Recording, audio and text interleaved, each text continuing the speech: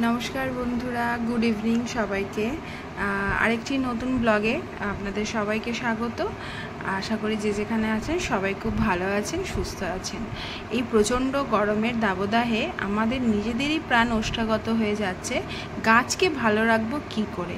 এইরকম সবুজ সুন্দর সুস্থ গাছ রাখার জন্য আমাদের বেশ কয়েকটি টিপস আমি আপনাদের বলে দেব, সেগুলোকে ফলো করতে হবে। যদি ফলো করেন তাহলে আপনাদের গাছও এরকম গ্রিন হয়ে থাকবে সারাটা বছর। আমরা জানি যে কম বেশি সবাই আমরা গাছ ভালোবাসি এবং পাতাবাহার গাছ তাদের মধ্যে অন্যতম। তার কারণ পাতাবাহার গাছের ফুল সবসময় না থাকলেও পাতার যে সৌন্দর্য সেটা আমাদের সবসময় আকর্ষণ করে, এবং বাড়িতে আমরা ডেকোরেশনের জন্য পাতাবাহার গাছ আমরা ব্যালকনিতে বা আমরা ইনডোরে আমরা যে কোনো জায়গায় রেখে সেটাকে সুন্দর করে সাজিয়ে তুলতে পারি। তো আজকে আমি শেয়ার করব যে এই যে জায়গাটি আপনারা দেখতে পাচ্ছেন এটা কিন্তু আমার বেডরুমের ভিতরে। এখানে আমার একটা আয়না মানে জানালা আছে যেখান থেকে ইনডিরেক্টলি রোদটা এখানে পড়ে। সবার আগে যেটা আমাদের সমস্যা হয়, প্রথম যেটা আপনারা শুনে নিন, যেটা হয় আমাদের হয় কি, গাছ শুকিয়ে যায়, মানে গাছের যে পাতাগুলো থাকে এরকম শুকিয়ে গিয়ে নিচের দিকে চলে আসতে থাকে। এটা কেন হয়? প্রথমত একটা সার্কেল চলে, সেই সার্কেলের নিয়মে পাতাগুলো যেগুলো শুকিয়ে যাচ্ছে দ্যাটস ওকে, যেটা আমার হয়েছে। কিন্তু অনেকেই বলেন যে মানে এমনি পাতাগুলো হলুদ হয়ে শুকিয়ে যাচ্ছে। তার একটা কারণ হতে পারে প্রচণ্ড সানলাইট হয়তো সে পেয়েছে এবং জল পায়নি, সেই জন্য সেটা একটা কারণে পাতা হলুদ হয়ে যেতে পারে। যেহেতু এগুলো ইনডোর প্ল্যান্ট, তাই খোলা ছাদে বা খুব রোদ আছে সেরকম জায়গায় যদি রেখে দেন তাহলে সেই গাছটি কিন্তু পাতা জ্বলে যেতে পারে। তাই সবসময় চেষ্টা করবেন গাছগুলোকে এমন একটা জায়গায় রাখার যেখানে ডিরেক্ট সানলাইট পড়ছে না বা ইনডিরেক্টলিভাবে সানলাইটটা সে পাচ্ছে, কিন্তু সেই জায়গাটা খোলা আছে। মানে ধরুন আমি যদি জানালাটা খুলে দিই সেখান থেকে হাওয়া এবং তার সাথে রোদও, সকালে রোদটা এখানে পড়ে এবং গাছগুলোকে এইভাবে সুন্দরভাবে বেড়ে উঠতে সাহায্য করে। সেকেন্ড টিপস হচ্ছে, যদি আপনাদের গাছের পাতা শুকিয়ে যাচ্ছে সেখানে পাতাগুলোকে আলাদা করে কেটে ফেলে দিন। তারপরে আপনি সেখানে দিতে পারেন, যদি দেখছেন যে গাছের গ্রোথ খুব স্লো হচ্ছে, তাহলে ইউরিয়া। এই ধরুন এই যে গাছটা আমার যে এটা আছে, এটা মোটামুটি 7 থেকে 8 ইঞ্চি টবে এটা রাখা আছে। 8 ইঞ্চি টবের জন্য আমরা 4 থেকে 5টা দানা নেব, যেটা জলে গুলে পুরো স্নানের মতো, মানে জলে গুলে সেটাকে, আমি যেহেতু এগুলোকে দিয়ে দিয়েছি বলে আমি আর দেখাচ্ছি না।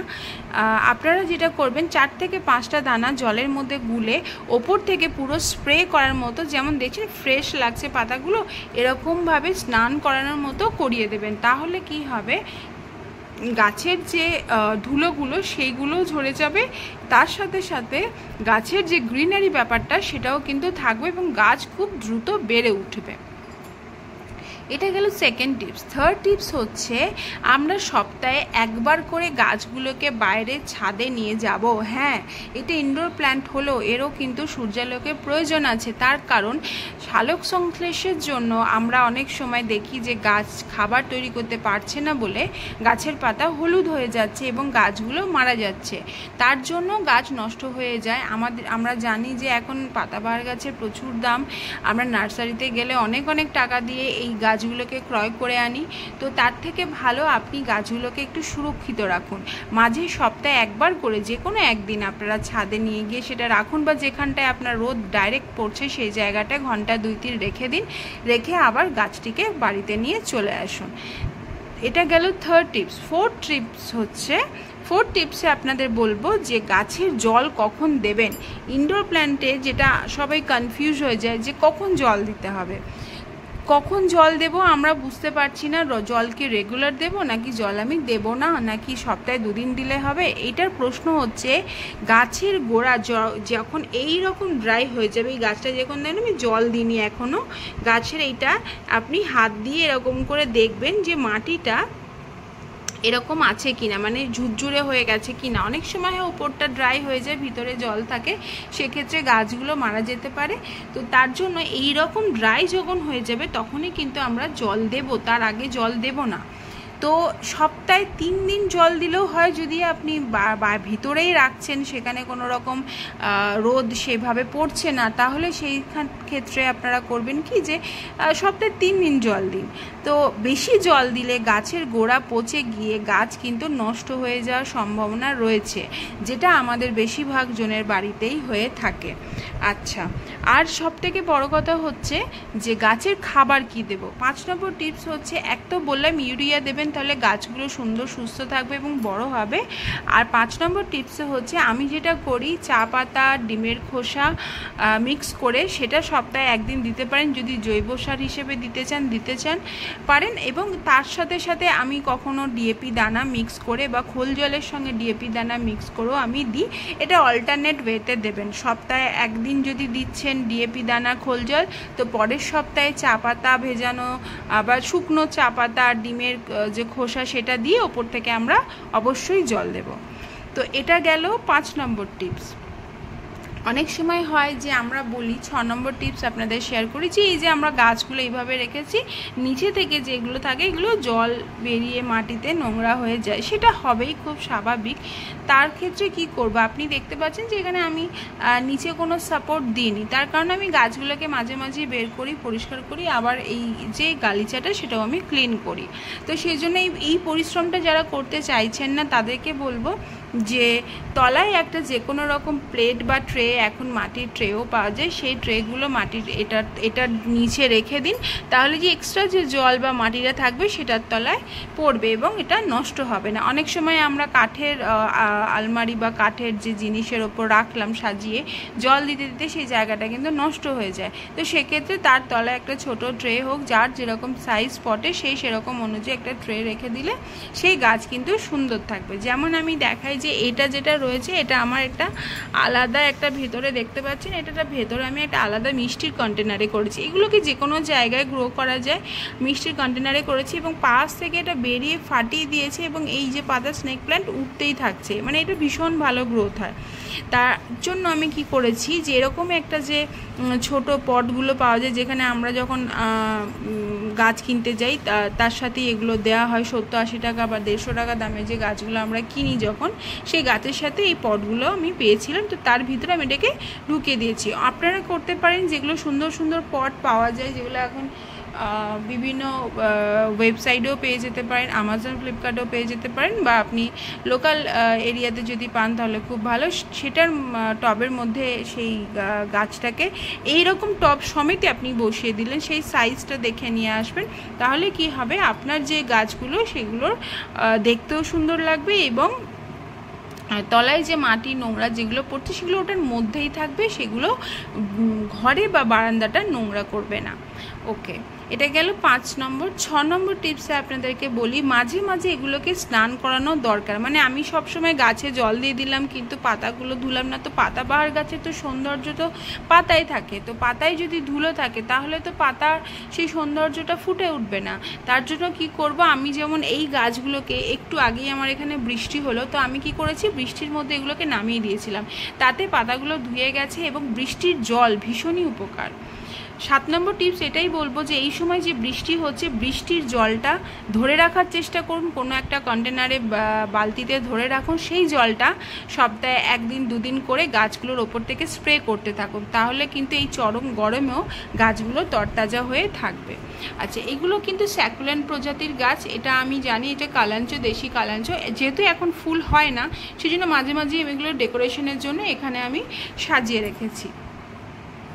তবে অবশ্যই এগুলোকে মাঝে মাঝে বের করতেই হবে, নাহলে কিন্তু গাছ মারা যেতে পারে। যেমন এই জেড প্ল্যান্ট কিন্তু দীর্ঘদিন যদি ঘরের ভিতরে থাকে তাহলে দেখবেন যে পাতা এগুলোকে খসতে থাকছে, পাতাগুলো খসে পড়ে যাবে। যদি গোড়ায় বেশি জল হয় তাহলেও পাতা খসবে, যদি সূর্যালোক পাচ্ছে না প্রপার তাহলেও কিন্তু গাছটা মারা যেতে পারে। মানে পাতাগুলো খসে খসে পড়ছে, তার মানেই হচ্ছে সেই গাছটা নষ্ট হয়ে যাচ্ছে। তাড়াতাড়ি যেটা করবেন, মাটির টবটাকে তুলে সেই টবটা চেঞ্জ করে অন্য নতুন মাটিতে বসানোর চেষ্টা করবেন, তাতে বালির ভাগ বেশি দেবেন।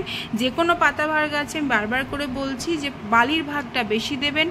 যদি আমি 6 ইঞ্চি বা 8 ইঞ্চি টবে যদি আমি ধরি, তাহলে 8 ইঞ্চি টবের মধ্যে বালি দেব আমরা মোটামুটি 40 to 45% বালি এবং 30% হচ্ছে যে গার্ডেন সয়েল, আর বাকিটা আমরা ভার্মি কম্পোস্ট বা যে কোনো কম্পোস্ট আপনার কাছে অ্যাভেলেবেল আছে, সেটা গোবর সারও হতে পারে, সেগুলো দিয়ে গাছগুলোকে বসিয়ে দেবেন।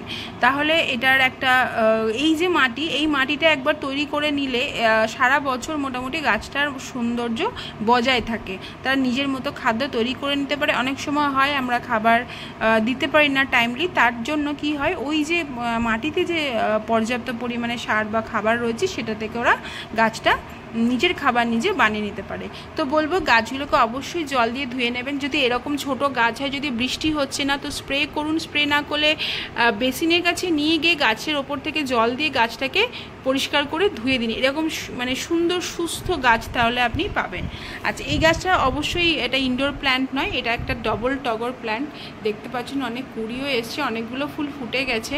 তো আমি কুড়ি বা ফুল কোনোটাই তুলিনি, গাছটা আমি একটা ডাল কেটে বসিয়েছিলাম। তো এটাকে আমি মাঝে মাঝে কি করি, মানে সাজানোর জন্যই বলতে পারেন, আমি গাছটা বাড়িতে বা ঘরে যেখানে মনে হয় সেখানে একবার করে বসিয়ে দিই, তাতে বেশ দেখতে ভালো লাগে। এরকম আমি যেগুলো জলের বোতল বা কিছু আছে সেই ধরনের কন্টেনারগুলো কেটে আমি এটা বসিয়েছিলাম। দেখতে পাচ্ছেন এখনও সুন্দরভাবে গ্রো করে গেছে। যে কোনো জায়গায় এগুলো গ্রো করে যায়, এগুলোর জন্য বিশেষ কিছু খাটনি বা মাথা নিতে হয় না, প্রেশার যে হ্যাঁ কি করব। আচ্ছা, যখন বাইরে যাচ্ছেন তখন কি করবেন, জল কিভাবে দেবেন, তখন কি করবেন যে একটা ছোট যার যেরকম গাছ, ধরুন এটা 8 ইঞ্চি টব, তো আমি দেখব 1 লিটার জলের বোতলে জল নিয়ে বোতলের মুখটাকে ছিদ্র ছিদ্র ছিদ্র করে মোটামুটি 7-8টা ছিদ্র করে ওটাকে মুখটাকে উল্টো করে এর মধ্যে বসিয়ে দিতে পারেন, সেটাও একটা পদ্ধতি। এবং আমি যেটা করি, 1 বালতি জল নিয়ে তার মধ্যে সুতোর কাপড় ফেলে, মানে 1 বালতি, আমি সেটা আপনাদের একবার প্র্যাকটিক্যালি করে দেখাবো, আমি জাস্ট একবার বলে দিচ্ছি। একবার বালতির মধ্যে জলটা নিয়ে, ধরুন 8টা গাছ আছে, তো 8টা যদি কি 10টা গাছ আছে তো 10টা বড় বড় সুতো, কটনের যে কাপড়গুলো হয় সেগুলো ছিঁড়বেন, ছিঁড়ে রোল রোল মানে সরু সরু করবেন, দিয়ে জলের মধ্যে পুরোটা ডুবিয়ে সেখান থেকে একটা করে নিয়ে এই গাছের গোড়ায়, সেখান থেকে আরেকটা করে নিয়ে এই গাছের গোড়ায়, সেখান থেকে আরেকটা করে নিয়ে এই গাছের গোড়ায়, এবার প্রত্যেকটা গাছের গোড়াতে আপনি সেগুলোকে রেখে দিয়ে যাবেন। আপনি যদি 3-4 দিনের জন্য যাচ্ছেন তো গাছের জন্য নিশ্চিন্ত যে গাছ জল পাচ্ছে, এবং এসে দেখবেন গাছ একই রকম সুন্দর সুস্থভাবেই রয়েছে। আশা করব এই ভিডিওটা আপনার ভালো লেগেছে। যদি ভালো লেগে থাকে, যদি নতুন বন্ধু হয়ে থাকেন, এই চ্যানেলটা সাবস্ক্রাইব করুন, পাশে থাকা বেল নোটিফিকেশনটা প্রেস করুন, তাহলে আমার দেওয়া সমস্ত ভিডিও নোটিফিকেশন আপনার কাছে পৌঁছে যাবে। আর এতক্ষণ আমার সঙ্গে থাকার জন্য অসংখ্য ধন্যবাদ যারা আমার সঙ্গে রয়েছেন। আর একটা লাইক অবশ্যই করুন, বাগানি বন্ধুদের সাথে অবশ্যই শেয়ার করুন। এখন বাগানের বন্ধু অনেক বেশি সংখ্যায় বেড়ে গেছে, তাই বলবো আপনারাও যারা এখনও পর্যন্ত শুরু করেননি প্লিজ শুরু করে দিন। গাছ বাড়ির একটা সৌন্দর্য বাড়ায়, এবং সবথেকে বড় কথা হচ্ছে এই গাছগুলো আপনার বাড়িতে থাকলে, ঘরে থাকলে সেই রুম টেম্পারেচারটাকে লক করে রাখে, এবং ময়শ্চারাইজার একটা ব্যাপার থাকে শরীরে, সেই ময়শ্চারাইজারটা কী হয়, অনেক সময় এসি চলার জন্য আমাদের ড্রাই হয়ে যায়, তো সেই ময়শ্চারটাকে ধরে রাখার জন্য এই গাছগুলো ভীষণই ভালো। এবং সবথেকে বড় কথা হচ্ছে স্নেক প্ল্যান্ট বলুন, স্পাইডার প্ল্যান্ট বলুন, বা পাতাবাহার এই গাছগুলোকে বলুন, এরা কি করে, এরা হচ্ছে যে মানে অক্সিজেনের লেভেলটাকে বাড়ায়, কার্বন ডাই অক্সাইডটাকে টেনে অক্সিজেনের লেভেলটাকে বাড়ায়। তো আমি এইটা নিয়ে বিস্তারিত আলোচনা আমার আরেকটি ভিডিওতে করেছি, আমি সেই আপনি গিয়ে চ্যানেলে গিয়ে চেক করতে পারেন, বা আমি আমার ডেসক্রিপশন বক্সে সেই ভিডিও লিঙ্কটা দিয়ে দেবো। দেখা হচ্ছে পরের ভিডিওতে। অসংখ্য ধন্যবাদ।